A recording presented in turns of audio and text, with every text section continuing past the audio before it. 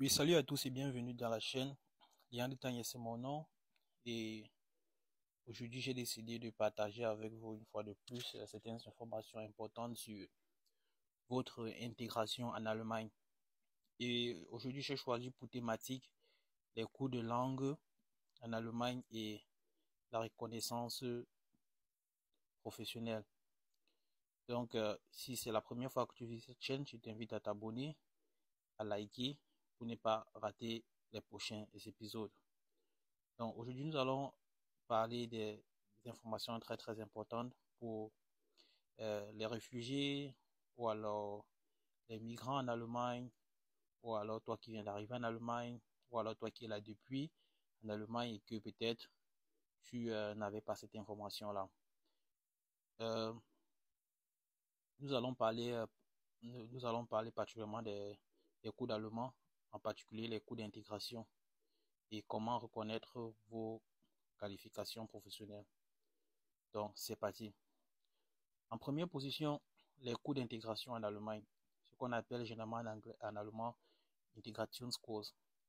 Donc, c'est une étape très, très essentielle pour votre intégration et réussite en Allemagne et pour l'apprentissage de la langue allemande en général. C'est là qu'interviennent les cours d'intégration. Donc, que sont donc les cours d'intégration et qui a droit? C'est la question dont on doit se poser. Nous devons noter que les cours d'intégration se composent généralement de 600 heures de cours d'allemand et d'un cours d'orientation de 100 heures et qui vous familiarise avec le système juridique, la culture, l'histoire de l'Allemagne, en gros. Et pour certains, les cours d'allemand aussi peuvent être prolongés jusqu'à 900 heures. Donc, le but de ces cours est d'atteindre le niveau B1. Parce qu'avec le niveau B1, déjà, on sous-entend que bon, vous pouvez déjà vous exprimer et d'une manière dont quelqu'un pourrait facilement échanger avec vous. Et avec cela, ça vous permet déjà aussi de faire une formation si vous voulez faire la formation ou bien de travailler. Et maintenant, vous allez vous poser la question, qui peut donc participer à ces cours-là? Donc, qui peut participer à ces cours d'intégration et quelles sont les conditions à remplir? Nous devons noter qu'en principe, les cours d'intégration sont destinés aux étrangers ayant un permis de séjour pour, euh, premièrement, regroupement familial et aux réfugiés reconnus. Bon, cependant, il existe aussi des règles spécifiques, c'est-à-dire les réfugiés reconnus ayant un permis de séjour pour motif d'asile, de protection des réfugiés ou de protection subsidiaire ont aussi un droit légal et parfois l'obligation de participer à un cours d'intégration. L'autorisation de participation est délivrée automatiquement par l'Office des étrangers, donc la Ausländerbehörde. Euh, les réfugiés aussi qui ont euh, les réfugiés qui ont un permis de séjour pour le regroupement familial ont également un droit légal pour participer à ces cours d'intégration. Là encore, cette autorisation est également délivrée par l'Office des étrangers, donc la Ausländerbehörde. Les réfugiés qui ont droit, euh, il y a donc des réfugiés aussi ayant d'autres types de permis de séjour et ils ont aussi euh, des droits euh, subordonnés. Si, si des places des cours sont disponibles, l'autorisation de participation doit alors être demandée auprès de l'Office fédéral pour la migration et les réfugiés, ce qu'on appelle communément en allemand le BAMF. Donc, c'était ça. Et en troisième position, les, quelles sont les particularités et les obligations pour ces cours? Donc, qui en est-il des réfugiés en cours de procédure d'asile? Donc, ceux qui ont encore les procédures en cours ou alors euh, qui n'ont pas encore reçu d'informations par rapport à leur situation d'asile. Il existe également pour ce type de personnes des règles spécifiques.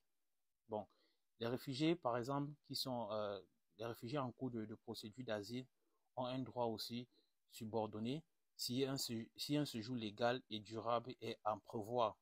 Bon, actuellement, cela s'applique aux demandeurs d'asile venant des pays comme l'Iran, l'Irak, la Somalie, euh, la Syrie, euh, l'Érythrée. Donc, pour d'autres demandeurs d'asile, ce droit est souvent refusé.